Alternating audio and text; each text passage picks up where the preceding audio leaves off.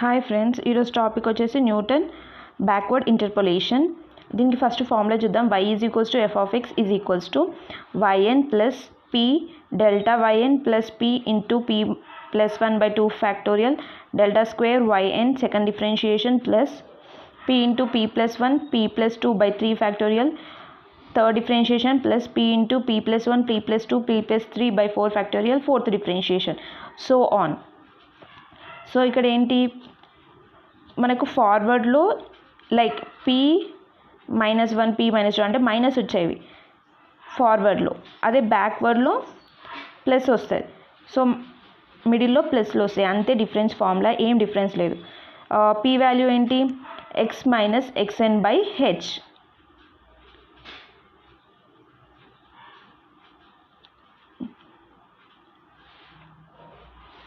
So x minus xn plus h. So ఏంటి x equals to x0 plus ph. So first మనం formation of backward difference అంటే first ఆ table ఎలా form అవుతుందో చూద్దాం. So ఇప్పుడు x value y value, so x0 x1 x2 x3 x4 y0 y1 y2 y3 y4. So ఇన్ని ఉన్నాయనుకోండి, 5 values, total 5 values ఉన్నాయనుకోండి. yn అంటే ఏంటి లాస్ట్ వాల్యూ. ఇక్కడ మనం బ్యాక్వర్డ్లో లాస్ట్ వాల్యూ తీసుకోవాలి. ఫార్ములా కూడా yn అని ఉంటుంది, లాస్ట్ వాల్యూ తీసుకోవాలి.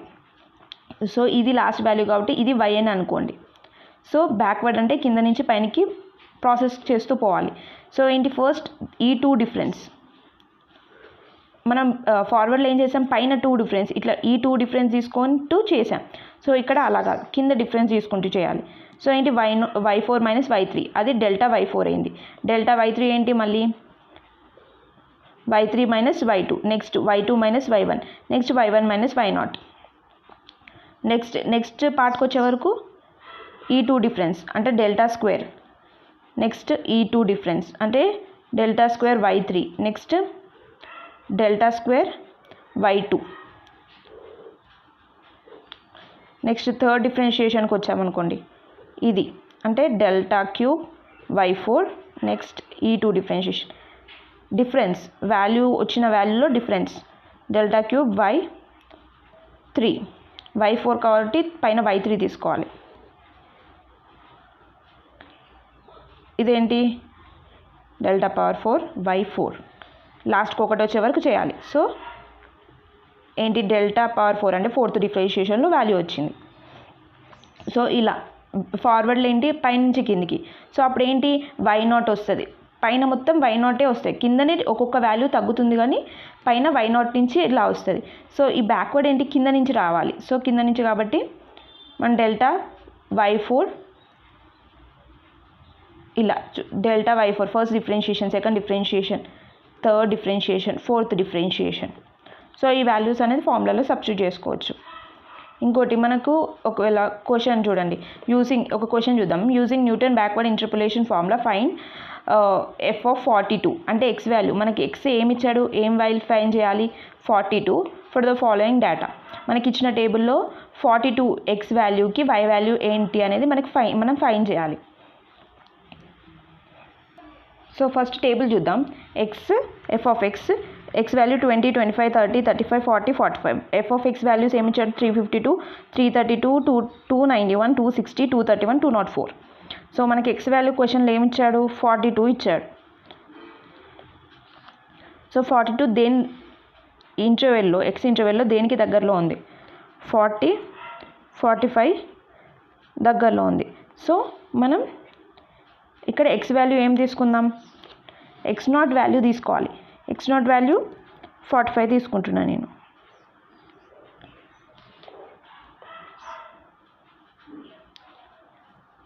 సో మ్యాక్సిమం ఏంటి బ్యాక్వర్డ్ అంటే లైక్ ఈ x వాల్యూ లాస్ట్ ఇంటర్వెల్లో ఉంటుంది. అదే ఫార్వర్డ్ అనుకో x వాల్యూ అనేది స్టార్టింగ్ ఇంటర్వెల్ దగ్గరలో ఉంటుంది. ఫార్వర్డ్ అంటే స్టార్టింగ్ ఎక్స్లో అంటే x వాల్యూ ఫైండ్ చేయాలి కదా, అది స్టార్టింగ్ ఇంటర్వెల్లో ఉంటుంది డిఫరెన్స్. ఇది బ్యాక్వర్డ్ కాబట్టి మనకి లాస్ట్ ఇంటర్వెల్లో వచ్చింది x ఇంటర్వెల్ అనేది. సో బ్యాక్వర్డ్ కాబట్టి లాస్ట్ తీసుకుంటున్నాం 45. సో టేబుల్ చూద్దాం. f ఆఫ్ x మనం ఇక్కడ ఇది కూడా తీసుకోవచ్చు, నో ప్రాబ్లం. కానీ కొంచెం యాక్యురేట్గా రావడానికి 45 లాస్ట్, ఎందుకంటే బ్యాక్వర్డ్లో ఎప్పుడైనా కానీ ఇంటర్వెల్ చాలా వరకు లాస్ట్ దాంట్లోనే వస్తుంది. సో 40, 45 ఇప్పుడు ఇక్కడ ఏం వాల్యూ ఇచ్చినా ఈ 2 డిఫరెన్స్లోనే ఉంటుంది. సో మనం లాస్ట్ వాల్యూ తీసుకుంటే మనకి అక్యురేట్గా వస్తుంది వాల్యూ. అదే ఫార్వర్డ్లో ఏంటి మనకి ఫస్ట్ 2 ఇంటర్వెల్ మధ్యలో పక్కా ఎక్స్ వాల్యూ ఉంటుంది. సో అప్పుడు మనం ఫస్ట్ వాల్యూ తీసుకోవచ్చు, ఎందుకంటే క్వశ్చన్లో y0 ఉంటుంది కదా. So y0 delta y0 delta square y0. So ఆ y0 అంటే ఫస్ట్ వాల్యూ y0 అవుతుంది కాబట్టి మనకి వాల్యూ కూడా వస్తుంది ఈజీగా. So first the backward difference table. First x value y values తీసుకున్నాం. So x value f(x) values నేను రాసుకున్నా. సో ఫస్ట్ డిఫరెన్షియేషన్ ఏంటి, బ్యాక్వర్డ్ కాబట్టి కింద నుంచి పైనకి. సో డెల్టా yn, లాస్ట్ది ఏంటి yn అనుకోవాలి.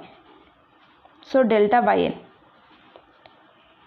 203 minus 231 minus 27, 231 minus 260 minus 29, 260 minus 291 minus 31, 291 minus 332 minus 41, 332 minus 354. Same మనం ఫార్వర్డ్ ఎలా చేసాం అలానే.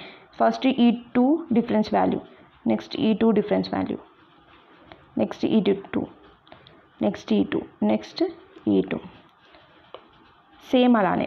ఇప్పుడు సెకండ్ డిఫరెన్షియేషన్ చూడండి, ఈ 2 difference value minus 27 minus into minus plus 29 2, next ఇది అంటే మైనస్ 29 ప్లస్ 31 2, మళ్ళీ ఈ 2 డిఫరెన్స్ మైనస్ 31 ప్లస్ 41 అవుతుంది, అంటే మైనస్ మైనస్ ప్లస్ అవుతుంది 10.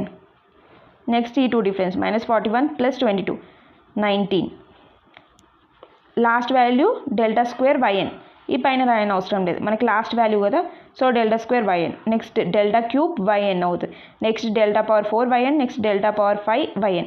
సేమ్ ఇది కూడా 2 minus 2 0, 2 minus 10 minus 8, 10 minus into minus plus 19 29, next 0 minus minus plus 8, 0 plus 8 8 minus 8 29, minus 8 minus 29 minus 37, next 8 minus into minus plus 37 45. మనకి లాస్ట్కి ఒకటి వచ్చే వరకు చేయాలి. సో ఒకటి ఎప్పుడు 5th డిఫరెన్షియేషన్లో వచ్చింది. సో 5 డిఫరెన్షియేషన్ వరకు ఫార్ములాలో మనం రాసుకోవాలి. సో ఇప్పుడు చూద్దాం. సో ఎక్స్ వాల్యూ ఏంటి, క్వశ్చన్లో 42 ఇచ్చాడు. హెచ్ వాల్యూ ఏంటి, ఇంటర్వెల్.